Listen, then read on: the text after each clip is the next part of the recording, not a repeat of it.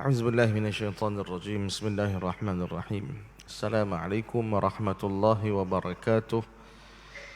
إن الحمد لله نحمده ونستعينه ونستهدي ونستغفره ونتوب إليه ونعوذ بالله من شرور أنفسنا ومن سيئات أعمالنا. من يهده الله فلا مضل له ومن يضلل فلن تجد له وليا مرشدا. والصلاة والسلام على رسوله الأمين وعلى آله وصحبه أجمعين. نويت التعلم والتعليم والتذكر والتذكير والانتفاع والنفع والإفادة والاستفادة والحث على التمسك بكتاب الله تعالى وسنة رسوله صلى الله عليه وسلم والدعاء إلى الهدى والدلالة على الخير ابتغاء وجه الله ومرضاته وقربه وثوابه. أما بعد.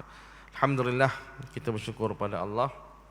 Masih Allah Ta'ala izin kita semua untuk berada pada hari ke-13 Ramadan pada hari ini.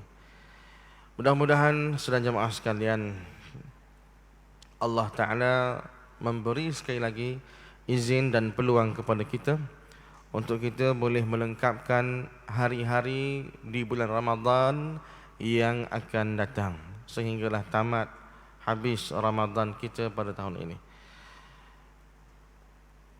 Kita ini sudah jemaah sekalian, hamba Allah yang sangat banyak buat salah dan silap. Dan kita tidak sunyi daripada buat salah dan silap kepada Allah. Oleh kerana kita tidak malaikat, kita tidak nabi, tidak rasul, wali pun belum tentu lagi, maka banyaklah kesilapan dan kesalahan kita kepada Allah Subhanahu wa taala. Ini perlu diakui oleh semua orang, tak terkecuali yang bercakap ini pun sama juga. Oleh demikian, betullah apa yang Nabi SAW menyatakan dalam hadis riwayat Al-Imam At-Tirmizi dan juga Al-Imam Ibnu Majah dan Al-Imam Al-Hakim, kullu bani Adam khata' wa khairul khata'in at-tawwabun. Semua anak Adam itu dia ada buat salah dan silap. Dan sebaik-baik orang yang buat salah silap iaitulah orang yang bertaubat kepada Allah. Jadi jelas pada hadis itu sendiri menunjukkan bagaimana kita ini memang tak nak lepas daripada salah dan silap. Tuan-tuan puan-puan yang dirahmati oleh Allah Ta'ala sekalian, dalam agama kita Islam disebut oleh ulama, antaranya Sayyidina Abu Bakar As-Siddiq radhiyallahu taala anhu menyatakan satu riwayat daripada Rasulullah SAW. Katanya Rasulullah, innallaha qad wahaba lakum zunubakum 'indal istighfar. Man istaghfara Allah biniyyatin sadiqah wa man qala la ilaha illallah rajaha mizanuh, atau kama qala sallallahu alaihi wasallam. Kata Nabi SAW, sesungguhnya Allah Ta'ala telah pun memberikan kepada kamu sekalian di atas dosa-dosa kamu itu adanya istighfar, adanya pengampunan. Maka man istaghfarallah, sesiapa yang meminta ampun kepada Allah Subhanahu wa taala biniyatin sadiqah, dengan niat yang betul. Maksudnya dia istighfar tu dengan sebetul-betulnya, bukan kerana ikut-ikut orang. Orang sebut dia pun sebut, orang duduk beratik tasbih dia pun pecek juga tasbih dia, bela juga tasbih dia. Nak beri nampak macam orang lain buat juga. Dia tidak begitu. Tetapi dia niyatun sadiqah. Dia ada niat yang betul. Niat betul tu maksudnya dia memang mengaku salah sungguh-sungguh di depan Allah atas dosa-dosa dia. Maka kata Nabi, man istaghfara Allah bi niyyatin sadiqah wa man qala la ilaha illallah, siapa yang sebut juga kalimah la ilaha illallah, rajaha mizanuhu, maka akan jadi beratlah timbangan amalnya di akhirat kelak. Dalam hadis ini disebutkan Allah telah memberikan suatu solusi kepada kita umat Nabi Muhammad sallallahu alaihi wasallam, macam mana kita nak selesai masalah kita dari sudut salah dan silap kita kepada Allah, dosa dan maksiat yang kita buat kepada Allah. Kita nak cover ke mana, tuan-tuan? Kita nak settle ke mana? Maka katanya Nabi berdasarkan hadis itu, kita istighfar kepada Allah Subhanahu wa taala. Maka dengan cara beristighfar, rupanya Allah akan ampunkan dosa kita, tuan-tuan sekalian.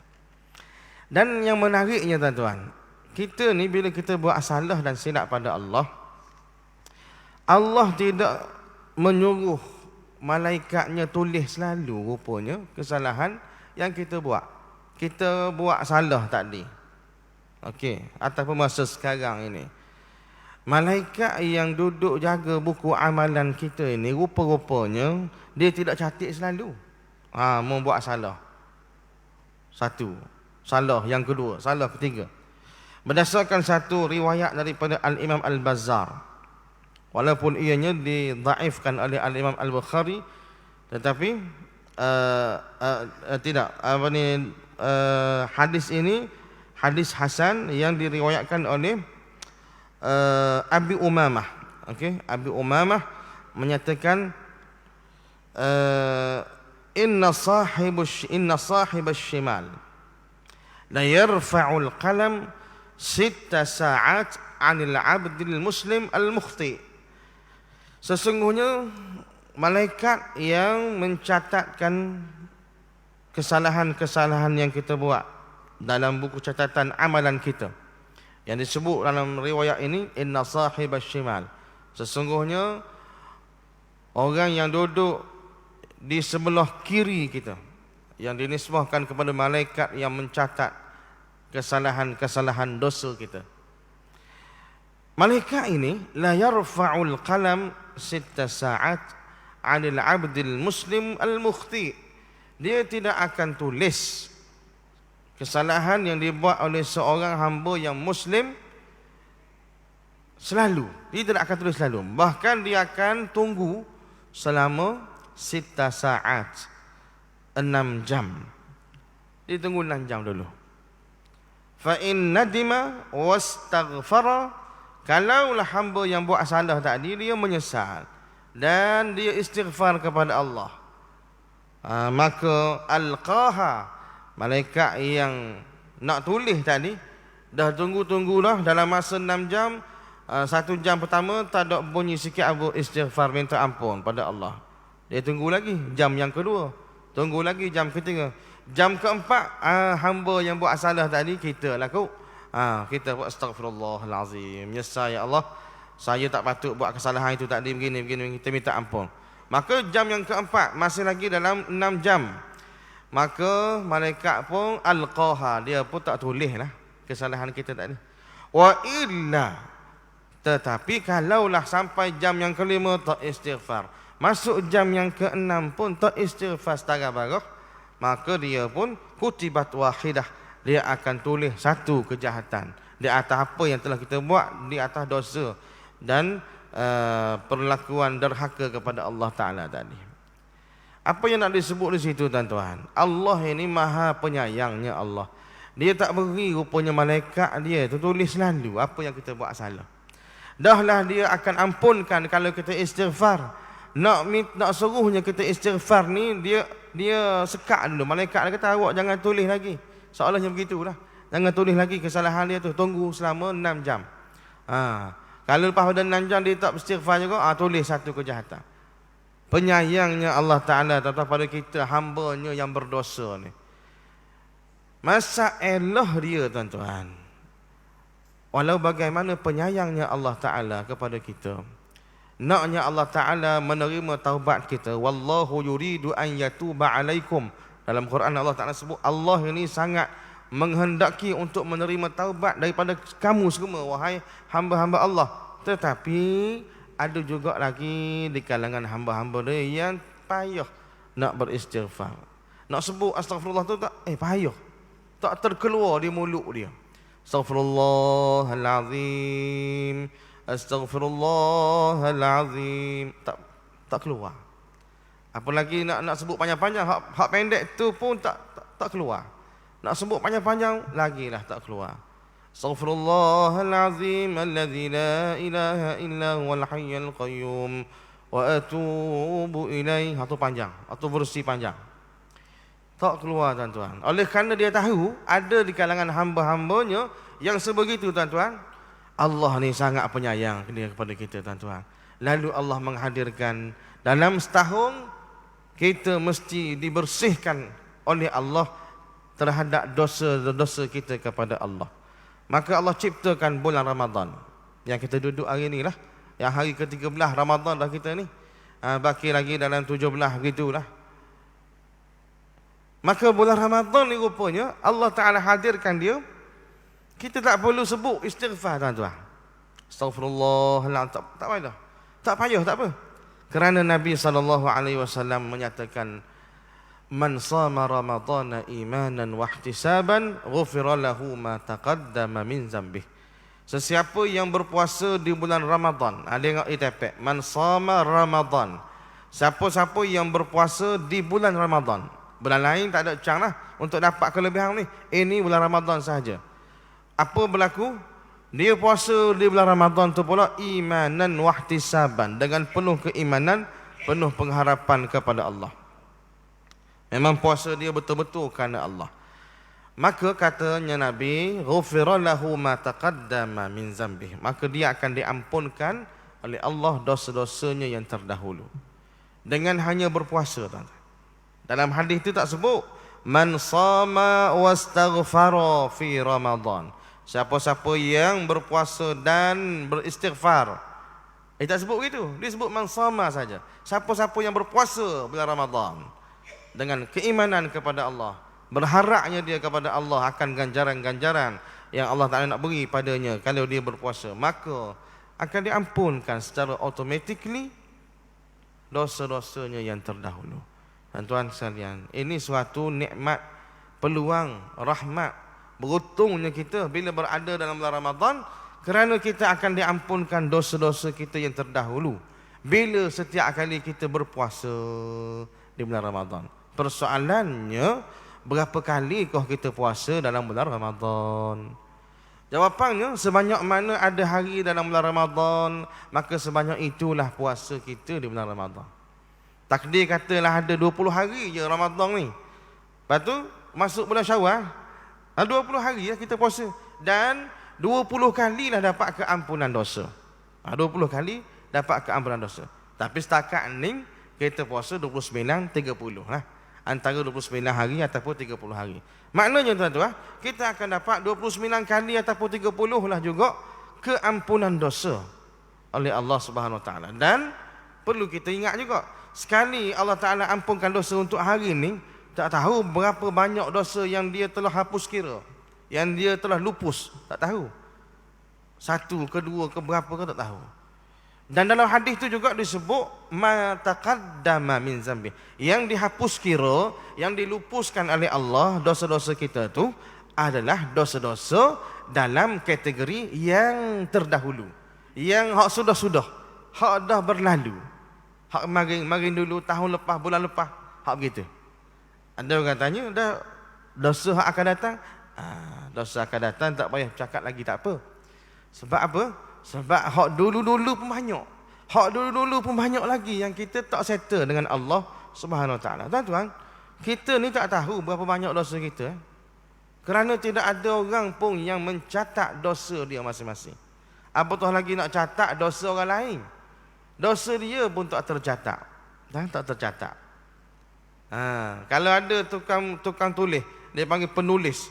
Penulis di mahkamah ke, penulis di balai polis ke, yang tukang tulis apa benda report kita, apa benda yang berlaku dalam kamar mahkamah tu. Dia tulis tak. Dia tulis tu pun kadang-kadang dia tinggal kok hak dia tulis. Sebab dia dengar, kadang ada yang dia koyak atas lain, terlepas dengar. Maknanya dia catat pun tak penuh juga. Kadang-kadang tu. Dia ada rekod kan? Okey, dia rekod. Kadang-kadang dia rekod pun juga ada tinggal. Rekod tu tak bercomel rupanya. Jadi ada putus-putus. Boleh jadi belaka. Sebab benda atas dunia ni tuan-tuan, dia tidak sempurna. Tetapi di sisi Allah sangat sempurna. Allah Subhanahu wa taala tidak akan ada tinggal sikit abu daripada apa yang kita buat atas dunia. Wallahu ya'lamu ma taksibun. Allah ni dia sangat tahu apa yang kita buat atas dunia. Innahu alimun bidzatis sudur. Allah ni dia sangat tahu apa yang duduk dalam hati kita. Tak usah kata hak kita buat, hak dalam hati pun dia tahu. Allah Taala ni hebat Allah Taala. Dalam kadang-kadang Allah Taala guna perkataan innahu ali wallahu alimun khabir ataupun innahu alimun khabir. Alim lagi, khabir lagi. Alim itu mengetahui juga, khabir pun mengetahui juga. Kata ulama tafsir, alim itu al-ilmu bihaqaiqil asya'. Kalau disebut sifat Allah yang alim, itu menunjukkan ilmu Allah tentang perkara-perkara yang berdasarkan hakikat, yang nyata. Allah Ta'ala tahu belaka benda yang nyata. Tetapi kalau Allah Ta'ala guna dia punya nama dia, sifat dia khabir, itu menunjukkan Allah Ta'ala al-ilmu bidaqaiqil asya'. Allah dia maha tahu tentang sehalus-halus perkara. Halus-halus pun Allah Ta'ala tahu. Yang halus-halus tu biasanya dalam hati kita lah. Orang lain tak tahu. Dalam hati kita je tahu. Kita duduk sangka apa pada orang, kita duduk kata apa ke orang dalam hati kita saja tahu. Tapi jangan lupa, kita ni di samping kita yang tahu, Allah tahu juga. Allah tahu juga apa yang ada dalam hati kita. Maka tuan-tuan sekalian, Allah tidak pernah ada yang tinggal sikit abu daripada apa yang kita buat di dalam catatan Allah Subhanahu wa taala. Oleh demikian, yang kita tahu kita buat salah tu tahulah. Ada lagi yang kita tak tahu. Mungkin kesalahan tu sengaja tak sengaja, yang kita rasa tak bersalah tapi sebenarnya dia bersalah. Itu semua menjadikan kita ini hamba yang sangat berdosa kepada Allah. Dan oleh yang demikianlah kita sangat berhajat kepada pengampunan Allah Subhanahu wa taala. Istighfar tuan-tuan. Tetapi bila marinya Ramadan, kita kalau tak istighfar pun Allah Taala akan ampunkan dengan sebab kita berpuasa kepada Allah SWT. Jadi dapatlah satu pengajaran setakat ni, bila kita puasa, tidak hanya kita ini dapat pahala, tidak hanya kita menyempurnakan rukun Islam yang 5, tidak pula kita ni rukun iman yang 6, tidak juga kita ni dikatakan orang yang dapat doa makbul semata-mata. Tetapi kita ni bila puasa kita juga akan mendapat keampunan Allah Subhanahu wa taala. Tuan-tuan sekalian, rahmatnya bulan Ramadan sebagai bulan pengampunan dosa. Tak istighfar pun tak apa, duduk puasa daripada pagi tadi sampai ke maghrib sekarang. Kalau tuan-tuan tak istighfar pun Allah Taala akan ampun. Tetapi kalau kita istighfar itu lebih baik lah. Pengampunannya berganda-ganda lah, berganda-ganda.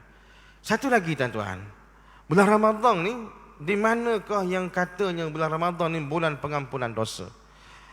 Dalam satu lagi riwayat hadis, Nabi SAW sebut, man qama ramadana imanan wahtisaban ghufira lahu ma taqaddama min zambi. Hadis lebih kurang hak tadi juga. Lebih kurang hak tadi. Cuma dia beza lafaz depan je. Hak tadi man shama Ramadan, ini man qama Ramadan.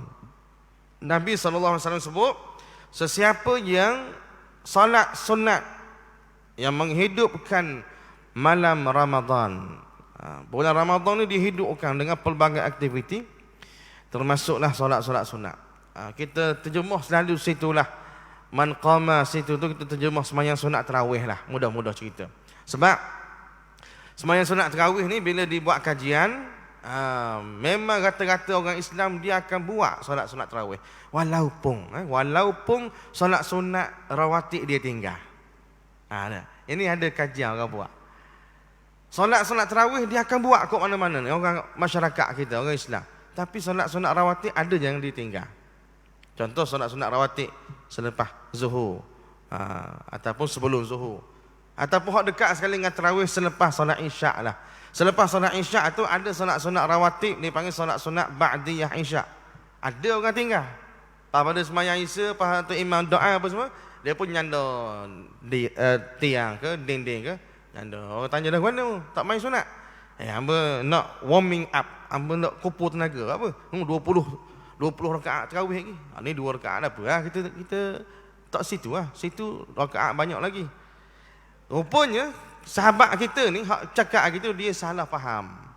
Dia telah salah faham tentang fadilat hak mana lebih besar rupanya. Dalam kitab At-Taqrirat As-Sadidah karangan Habib Hasan Al-Kaf, disebut situ dalam kitab tu ranking solat-solat sunat yang paling afdal di antara solat-solat sunat yang ada. Rupa-rupanya tuan-tuan, solat-solat sunat kita ni dia ada ranking dia. Hak ni lebih afdal daripada hak ni. Afdal tu mungkin kerana ada hadis yang menyatakan kelebihan dia, ataupun mungkin dari sudut dia dilaksanakan jarang-jarang sekali, ataupun ada lagi lah yang dibincangkan oleh ulama yang ada sandaran-sandarannya tertentu. Cuma saya nak ringkaskan dalam ranking yang disenaraikan oleh ulama ini, disebut antara solat sunat yang paling afdal sekali iaitu solat sunat Aidul Fitri dan Aidul Adha. Itu paling afdal sekali. Solat sunat paling afdal. Lepas tu disusuli oleh solat sunat Al-Kusuf. Al-Kusuf ni solat sunat gerhana matahari. Lepas tu disusuli oleh solat sunat Al-Khusuf, solat sunat gerhana bulan. Itu dia punya ranking dia. Itu afdal. Dan selepas itu disusuli pula oleh solat sunat yang lain. Maka kita bila diperhati di antara solat sunat rawatib dan solat sunat tarawih, dia duduk mana dulu?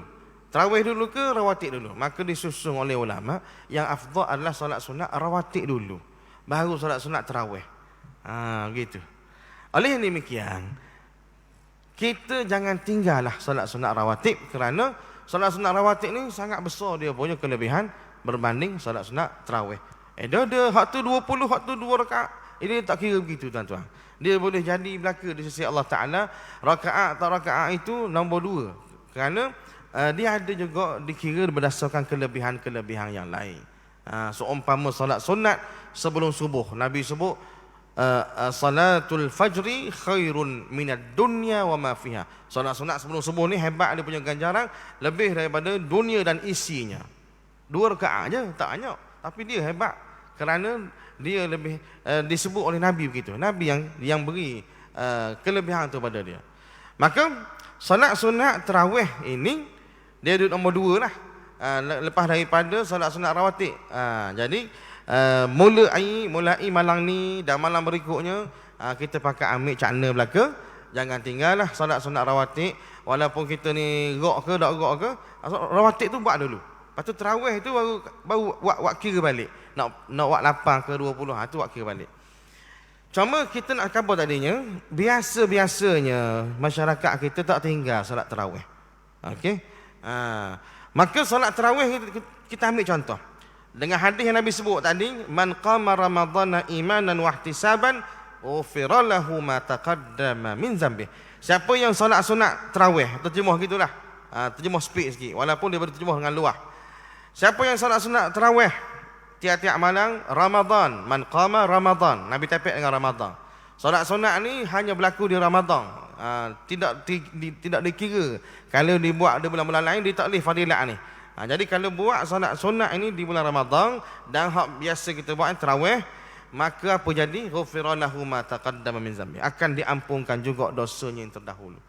Jadi tuan-tuan, 2 kali pengampunan dosa Allah Ta'ala beri kepada kita dalam bulan Ramadan sehari-sehari. Duduk sehari-sehari ini, siang hari kita puasa dapat ada pengampunan dosa yang terdahulu. Bila dah buka puasa, sembahyang maghrib, sembahyang isya, sembahyang sunat rawatib selepas isya pula, lepas tu sembahyang sunat tarawih. Maka solat tarawih tu rupa-rupanya bukan hanya boleh pahala, bukan hanya boleh pahala berjamaah, bukan hanya boleh kita ni jumpa kawan-kawan di masjid tempat kita pergi tarawih tu, bukan hanya boleh makan mori selepas pada tarawih, bukan. Tetapi dengan solat tarawih yang kita buat tadi, kita juga akan dapat keampunan dosa oleh Allah Subhanahu wa taala. Itu yang kita nak sebut, bahawasanya Ramadan ni dia mari ni dengan pakej keampunan dosa. Menasabah tuan-tuan, bila mana Sayyidatuna Aisyah radhiyallahu taala anha tanya Rasulullah sallallahu alaihi wasallam, wahai Rasulullah, kalau saya jumpa dengan malam Al-Qadar, apa saya nak doa? Tanya Sayyidatuna Aisyah kepada Rasulullah. Maka jawab Rasulullah kita, quli, awak doa beginilah wahai Sayyidatuna Aisyah. Quli Allahumma innaka afuwun tuhibbul afwa fa'fu anni. Ya Allah, kamu ni maha pemaaf, kamu suka kepada kemaafan, maka maafkanlah saya ini ya Allah. Jadi Nabi pun beri doa kepada Siti Aisyah, doa kemaafan, doa keampunan kepada Allah. Menunjukkan memang Ramadan ni sebenarnya mostly sebahagian besar dia ni memang untuk Allah Ta'ala ampunkan dosa kita. Dia hadirkan Ramadan. Sebab itu tuan-tuan sekalian, ada disebut dalam hadis yang lain, kalaulah umatku mengetahui apa yang ada dalam Ramadan, kata Nabi kan, maka nescaya mereka akan mengharap Ramadan ni sepanjang tahun. Sebab apa? Sebab kalau kita tahu contohnya ni, bab dosa saja ni, keampunan dosa ni banyaknya lah Allah Ta'ala tawarkan dalam bulan Ramadan. Maka oleh kerana dosa ni diampun semua tiap-tiap hari, boleh jadi kalau kita ni yang menghayati benda ni, perkara ni berlaku semua tiap-tiap hari, dan kita nampak takdirnya tuan-tuan. Allah Ta'ala buka hijab kita boleh nampak dosa kita tu jatuh suti. Tak ada, naik ke langit belaka dosa kita contohnya. Bila dah puasa, kat nak buka tu, Allah Ta'ala buka hijab, naik dosa kita. Naik, Allah Ta'ala ampun belaka. Lepas pada habis tarawih, nampak pula dosa kita habis, hilang. Tubuh jadi ringan, rasa ringan nak semayang. Contoh. Esok gitu pula, lusa gitu pula, sampai habis Ramadan. Maka betul hak Nabi kabut ni. Kalau dia tahu apa benda yang ada dalam Ramadan, umat aku ni, maka nescaya mereka akan mengharapkan Ramadan tu sepanjang tahun.